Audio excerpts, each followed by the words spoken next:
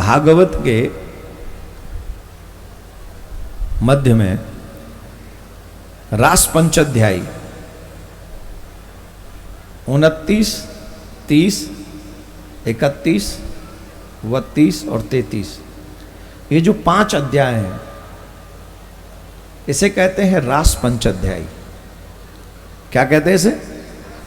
जोर से बोलो। और रास पंचाध्यायी में जो प्रथम श्लोक है वो सुनो। भगवान पितारात्रि शरदोत फुल्ल मल्लिका भीक्षरन्तुम मनश्चक्रे योगमायामुपाश्रितः।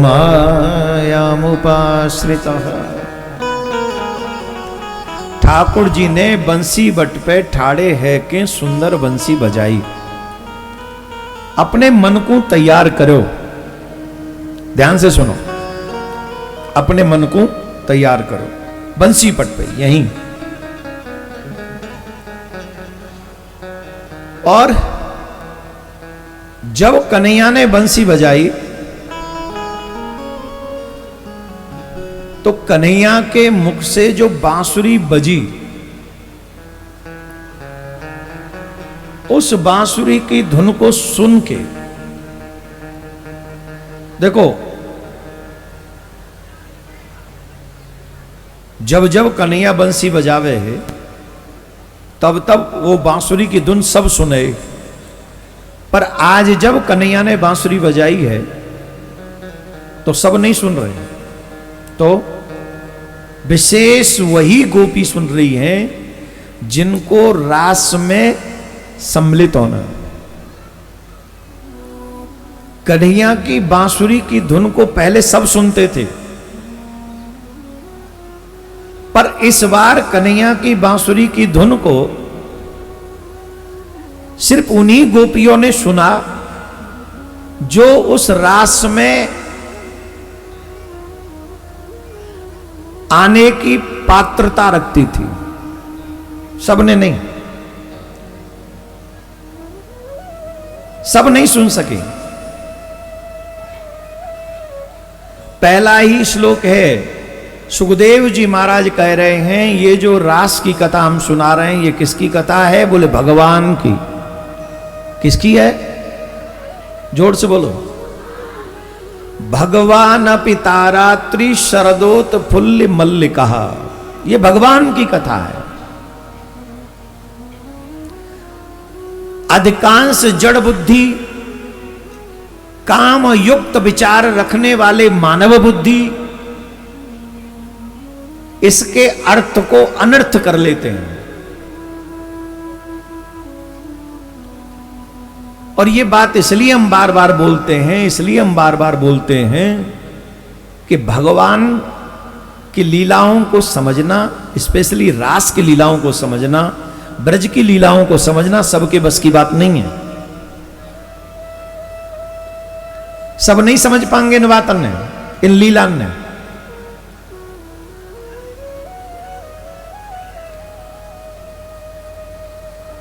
हर एक कोई नहीं समझ पावे।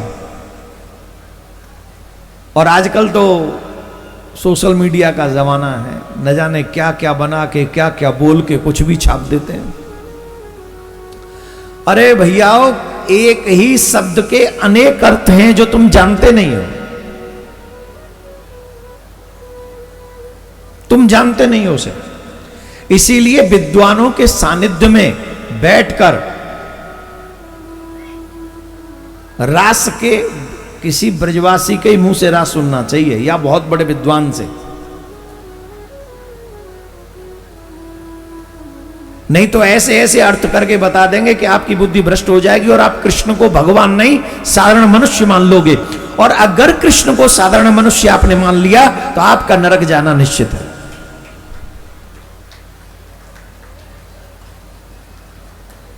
आपका नरक जाना निश्चित है। इसीलिए पहले समझो कि भगवान ने बंसी बट पे रास क्यों किया, महारास क्यों किया। पहला ये समझ लो कि वो भगवान है, मानव नहीं। ये बात निश्चित समझ लो, वो भगवान है, मानव नहीं है। और भगवान को पाने की इच्छा सबकी होती है कि नहीं होती? जवाब दो। कौन कौन चाहता है भगवान मिले?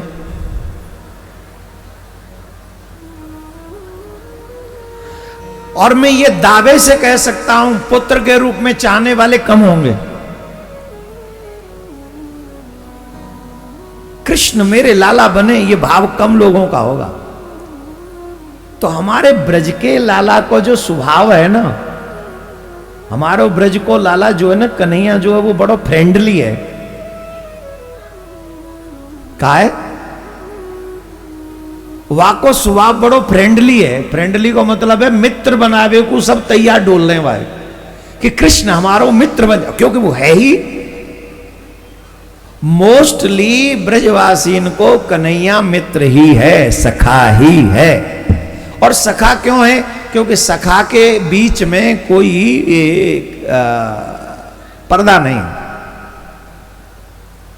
जो मन में आवे सो कह लो।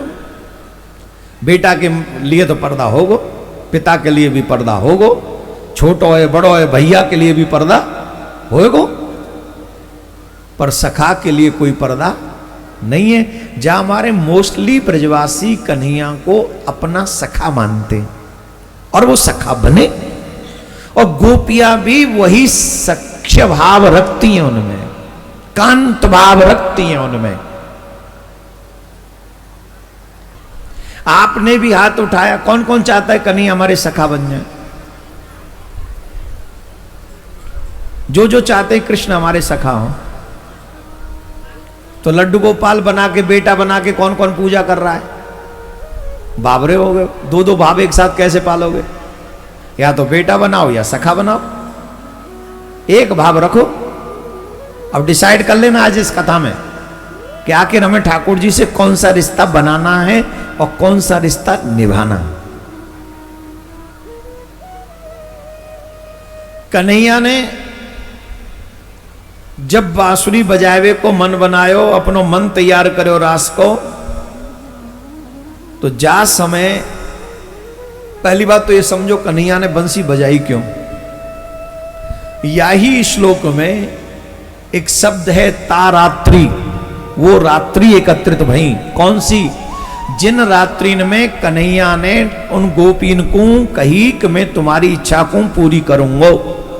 वो रात्रि कौन है? ब्रज की गोपियां साधना कर रही हैं कृष्ण प्राप्ति के लिए। हम सभी को साधना करनी चाहिए, बिना साधना के कृष्ण नहीं मिलेंगे। एक कोई नियम बना लो और उसका निर्वहन करो। कोई भी एक नियम बना, एक नियम कोई भी, और उस नियम को मत छोड़ो। फिर देखो, ब्रज की गोपी जमुना जी में स्नान कर रही है कार्तिक के महीना में।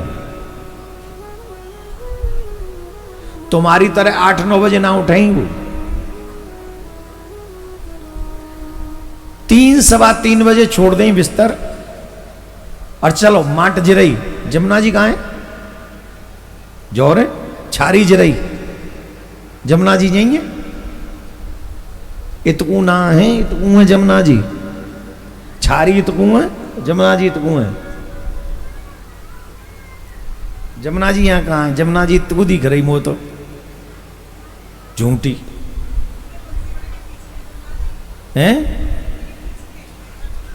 तो मैं कहा हूं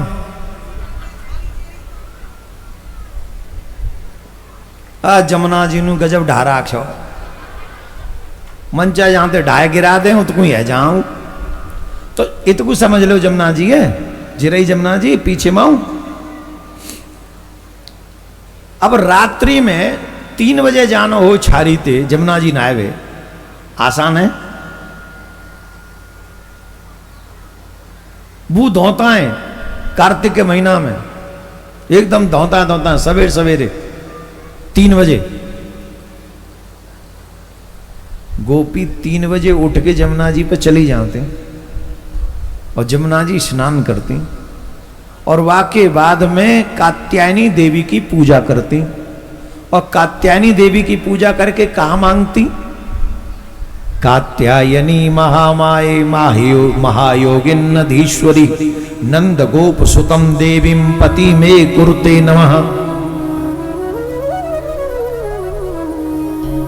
हे कात्यायनी मैया, ये जो नंद को छोरा है ना, ये हमें पति के रूप में मिल जाए। भगवान कौन? जो भक्त की इच्छा पूरी करे। देवी कौन? जो व्रत को फल दे। हाँ या ना? जोड़ते बोलो। क्या मांग रही है गोपी? जो पति के रूप में मिल जाए। तुम भगवान की पूजा करो, नवरात्रि व्रत करो, कौ चीजें लेके पूरे न हो तो तुम क्या कहोगे? देवी बेकार। और इच्छा पूरी है जाए तो बोले भैया सब रहो करो नवरात्रि के व्रत, देवी बड़ी वरदानी है। अब कात्यायनी देवी गोपी पूजन कर रही है, मांग कर रही है, ये नंद कुमार हमें पति के रूप में मिले। ठाकुर जी ने वो उनकी प्रार्थना भावना समझी और भावना समझी तो एक दिन गोपी स्नान कर रही और जब स्नान कर रही तो कन्हैया उनके वस्त्रन को चुराए के कदम पे टांग दी। ये चीरघाटी कथा है, यहाँ बंसीवट की ना है। ये 1 साल पहले की कथा है, रास्ते पहले की। कहाँ है चीरघाट? कहाँ? ले वृंदावन। वृंदावन यूं बैठ के ना पता चीरघाट कहाँ है? चीरघाट है यो आए में श्यारो इतकू यो आयो इतकू। वही है कात्यायनी देवी को मंदिर। ब्रज में रह के जन्म निकाल दो, पता ना कहां ते रह गई ब्रज में। कौन ब्याह लाया तू अब आरते? चल ठीक है, वहां गई है तो देख लेना ढंग थे। वहां है कात्यायनी देवी। हमारा गांव जमुना उल्ली पार है और कात्यायनी को मंदिर स्यारे गांव में, जमुना पल्ली पार है। तो हम भी चीरघाट के ही हैं और स्यारे भी चीरघाट पे ही है। समझ गए? तो जी हमारे गांव में लीला भाई, तुम्हारे में ना भाई जी बंसीवट तो जी है, पर जी लीला हमारे गांव की है। ठाकुर जी वस्त्र उठाए के उन गोपीन के चढ़ गए कदम पे, टांग दिए सब ले। अब गोपी देखें वस्त्र नहीं। अब कन्हैया देखे वस्त्र तो कदम पर टंग रहे। तो गोपीन ने कही कि ये मां कौन टांग दिए? जी कौन टांग दे सो मां? तो कन्हैया की बंसी बजी, झट समझ गई जिस इन्हीं की लीला है। तो जमुना में बैठी बैठी जाड़ो लग रो उनने, गोपी कह रही हैं हमारे वस्त्र ने दे दो। कन्हैया बोले ले लो। मैंने कहा जे छुपा रखे जे टंग रहे, ले जाओ। बोले ऐसे कैसे ले जाएं? बोले क्यों? कौन हाथ पकड़ रखो तुम? बोले तुम ले चुके, इन्हें वस्त्र दे जाओ। मैं काय को दे जाऊं, अपने आप ले जाओ। बोले हम कैसे आवे? बोले क्यों ना आओगी? गई ना आओ? बोले जब हम जमुना जी में गई कहीं वासे में तुम ना आए यहां। ये जरा सावधानी से सुनो, ये शब्द तुम्हारा भ्रम तोड़ेगा। जिन जिन को थोड़ा बहुत भ्रम होगा वो तोड़ देगा ये पर्दा। गोपी बोली जा समय हम जमुना जी में गई कहीं वासे में तुम ना आए। कन्हैया बोले यही तो तुम्हारो भ्रम है कि हम ना आए। हम कहां ना आए और कब ना आए? ऐसी कौन सी जगह है जहां हम ना आए और कब ना आए? कौन सा समय है जब ना आए? भगवान बोले जब तुम जमुना जी में गई कहीं तब वो में नहीं हो, अब वो में नहीं हो और नहीं रहूंगो। बोले महाराज कृपा करो, अब तो वस्त्र ने दे दो। बोले अपने आप आओ ले लो। अच्छा ये जो लीला कर रहे हैं ठाकुर जी की आयु है 5.5-6 साल इस समय। कृपा करके ध्यान से सावधानी से सुनेंगे, अगर बतियाओगे तो बात रह जाएगी।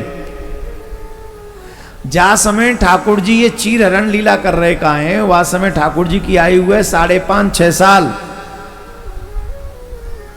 हम आपसे एक बात पूछते हैं, 6 साल का बालक, 5 साल का बालक, कोई माताएं बहन जो जवान है युवा है 30-35 साल की हैं या 16, 17, 18 साल की हैं, वो स्नान कर रही हों जमुना जी में या कहीं भी जहाँ वो स्नान करती हैं, स्नान के समय तो ऑब्वियसली वस्त्र कम ही होते हैं। और अगर 5 साल का बालक कोई आ जाए तो कोई झिझक मन में होगी? जवाब दो, क्यों नहीं होगी? है तो पुरुष ही, अरे वो बच्चा है। तो जब संसार का बच्चा बच्चा है तो परमपिता परमात्मा जो इस समय बाल लीला कर रहे हैं तो वो बालक नहीं है,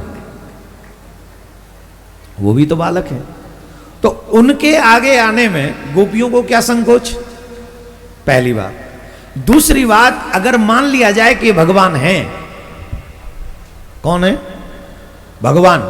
तो हमारा जब जन्म हुआ हम कहां से आए? जोर से बोलो। भगवान के पास से। तो जब आए कितने कपड़े पहन रखे थे हमने? जोर से बोलो। कौन से ब्रांड को? तुम्हारा कुर्ता पजामा, पैंट शर्ट, सूट हो, साड़ी मैयन की, लहंगा चुन्नी, कौन से ब्रांड की? अच्छा चलो ठीक है। बोले अरे महाराज तब तो हमारे हाथों में नहीं था, अब मर गए, अब कौन से ब्रांड को? आए तब भी निर्वस्त्र और जाएंगे तब भी निर्वस्त्र। तो मध्याह्न में ये वस्त्र की आवश्यकता क्यों है? क्योंकि ये संसार पर्दा चाहता है। इनकी आंखों में, इनके चित्त में, इनकी बुद्धि में वासना है। जिनकी बुद्धि में वासना है उनके लिए पर्दा आवश्यक है। परमात्मा के यहां कोई पर्दे की आवश्यकता नहीं। ये तमाम हमारे जैन मुनियों को देखो, नागा साधुओं को देखो, इन्हें किसी वस्त्र की आवश्यकता नहीं, न सर्दी में, न गर्मी में, न वर्षा में। जिन्होंने अपनी इंद्रियों को कंट्रोल में कर लिया हो उन्हें पर्दों की आवश्यकता नहीं। और भागवत के प्रारंभ में ये प्रसंग आता है जिस समय वेद व्यास जी महाराज सुखदेव जी के पीछे जाते हैं। यम प्रजोपेत कृत्यम द्वैपायनो विरह कातराजो हाव पुत्रेति तन्मयतया तर्वोभिनेन्दुम तम सर्व। पुत्र के विरह में व्यास जी पीछे पीछे जा रहे हैं, आगे आगे सुखदेव जी जा रहे हैं। और जहां के सुखदेव जी जा रहे हैं वहां देवांगनाएं निर्वस्त्र स्नान कर रही हैं सरोवर में। देवताओं की स्त्रियां, ध्यान से सुनिए, यहां बंसी बट पे ठाकुर जी के बार हो तो कोई न कोई कारण जरूर होगो, इतने विस्तार ते ना कहूं मैं, वो भी रास पंचाध्यायी है।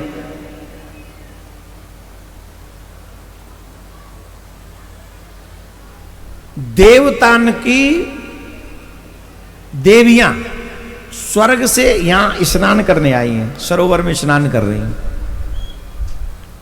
अब वो देवी ऐसी सुंदर नहीं जैसी छारी वारी हैं, ये माटवारी हैं, ये ब्रजवासन है, जैसी हमारे तुम्हारे थूतरे तक हैं।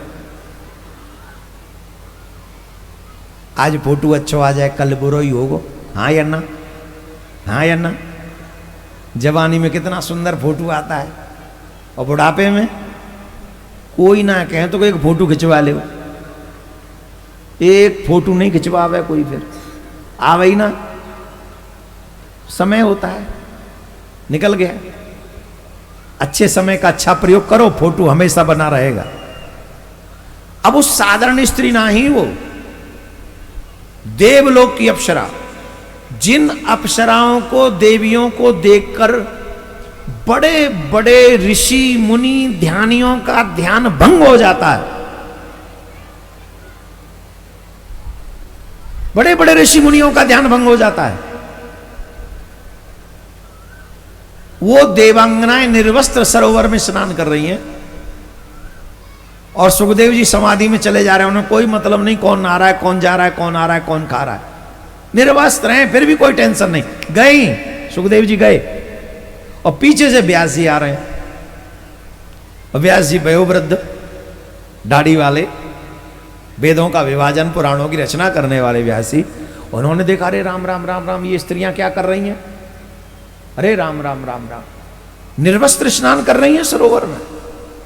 शास्त्रों में, ध्यान से सुने सभी, पुरुष भी सुने, देवियां भी सुने, बच्चे भी, छोटे से बच्चे को भी निर्वस्त्र स्नान नहीं कराना चाहिए। एक वस्त्र जरूर होना चाहिए बालक के शरीर पे। और माता बहन ले जाऊं बालकन ने वो नल पे ठाड़ो कर दे और फिर एकदम नंग धड़ंग, और वही पर पानी वो रो हल्ला मचा रहा, वो ना नहानो, फिर मैया बाल्टी पे बाल्टी डाले जा रहे। अरे यार लंगोटी तो लगा लाती। बालक हो या बड़ा, किसी को भी निर्वस्त्र स्नान नहीं करना चाहिए, शास्त्र विरुद्ध है। ये वरुण देव का अपमान है अगर आप निर्वस्त्र स्नान करते हैं। और इससे कोई फर्क नहीं पड़ता आप स्त्री हैं कि पुरुष। इवन आप रूम में अकेले हैं तो भी निर्वस्त्र शयन नहीं करना चाहिए, एक वस्त्र शरीर पे जरूर होना चाहिए, ये मर्यादा है। निर्वस्त्र तो तभी होते हैं जब दुनिया वाले कह दें राम नाम, कब समझ गए? और तब भी हम अपने आप तो नहीं होते। गली मोहल्ले वाले, गांव वाले, घर वाले, परिवार वाले कहते वो ताल ले। कथा कहां थी? हैं बंसीवट में, चीर घाट पे, हमारे गांव में ही कथा, जो मर्दी ते पे गांव में ले जा रहे हो। तो निर्वस्त्र स्नान कर रही हैं और भगवान के आगे आने में, निर्वस्त्र आने में संकोच हो रहा है। और जब तक हमारे और बीच, भगवान के बीच में पर्दा रहेगा, तब तक हम भगवान से मिलने के योग्य नहीं रहेंगे। और जब भगवान ने कहा जैसी हो वैसे ही आ जाओ, तुरंत गोपियां आई। संसारिक दृष्टि से देखें तो 5.5-6 साल के बालक हैं, कोई फर्क नहीं पड़ता। और अगर आध्यात्मिक दृष्टि से देखें तो परमात्मा तुम्हारा तन नहीं देखता, तुम्हारा समर्पण देखता है, तुम्हारा मन देखता है। जब बच्चे छोटे होते तो मम्मी से कहते मम्मी शर्म आ रही है, कपड़ा पहना दे। मम्मी चाहे नंगो रखे, मम्मी चाहे कपड़ा पहना के रखे, क्योंकि वो तो माँ है, उसके आगे तो कोई फर्क पड़ता नहीं। और वैसे ही जब बड़े हो जाएं तो पति या पत्नी के सामने हो तो भी कोई संकोच नहीं होता है, क्योंकि वो तो अपना ही है, उसके आगे तो जीवन समर्पण किया हुआ है। तो अगर परमात्मा को हम कांत रूप में भज रहे हैं तो भी पर्दे की आवश्यकता नहीं। अगर हम बच्चे के रूप में उनको भज रहे हैं कि वो हमारे माँ बाप है, हम उनके बच्चे हैं, तो भी किसी पर्दे की आवश्यकता नहीं है। परमात्मा के आगे तो जैसे हो वैसे ही चले जाओ, फिर तुम्हें और किसी की आवश्यकता नहीं होगी। जब गोपियों ने ये सब आगे आ गई तो भगवान ने वस्त्र दे दिए। और जब गोपियों ने कहा कि कब मिलोगे, तो रास करूंगो शरद को वहीं मिलियो तुम आए, वंशी वट पे मैं रास करूंगो तब तुम आइयो। और इस श्लोक में भगवान पिता रात्रि शरदोत फुल्ल मल्ल कहा। इसका मतलब है कि वही रात्रियां एकत्रित हो गई जिन रात्रियों में भगवान ने गोपियों को यह वरदान दिया था कि मैं तुमसे वृंदावन में मिलूंगा। तो वो शरद पूर्णिमा की रात्रि, चंपा चमेली इत्यादि के पुष्प खिले हुए थे, बड़ा माधुर्यमय आनंददायक समय था। और उस समय कन्हैया ने बंशी वेणुवादन किया। और उस वेणुवादन को सुनकर जा गोपी ने जब जब बांसुरी सुनी और जो काम को वो कर रही वही काम को मैं से ही छोड़ के दौड़ी। अब ठाकुर जी की आयु कितनी है? 6.5-7 साल। क्या 6.5-7 साल का बालक भी स्त्री पुरुष में भेद करता है? जवाब दो। वो भगवान है जिनकी दृष्टि में काम समाया है, वासनाएं समाई हुई है, वो इस राज को समझ नहीं सकते। बुद्धि होनी चाहिए, उसमें वो बुद्धि नहीं। कन्हैया ने बांसुरी वादन किया तो जो जो काम कर रही सबन ने छोड़ के भागी। अब ठाकुर जी तो मिलवे जो गोपी भागी, वो कैसी कैसी भागी। कोई श्रृंगार कर रही तो आंखें को काजर अधरन पे लगा लिया और दौड़ पड़ी। अधरन की लाली आंखें में लगाई, दौड़ पड़ी। कोई गोबर कर रही, गोबर के ही हाथ से भाग चली। कोई वस्त्र पहन रही, वहां ने उल्टे वस्त्र पहन लिए।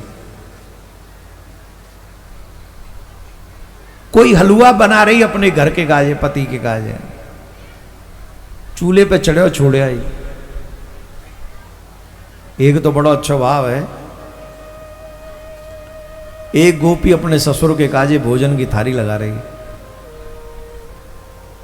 और जब भोजन की थाली लगी और वह भोजन की थाली लेके वो चली, और वही समय कन्हैया की माधुर्यमय वो जो मुरली की ध्वनि वो वह कान में पड़ी, और जैसी वह के कान में वो मुरली की धुन पड़ी, वो गोपी भूल गई कि ये भोजन मैंने ससुर के काज बनाओ, अपनी सुध भूल गई, खिरकन में चली गई।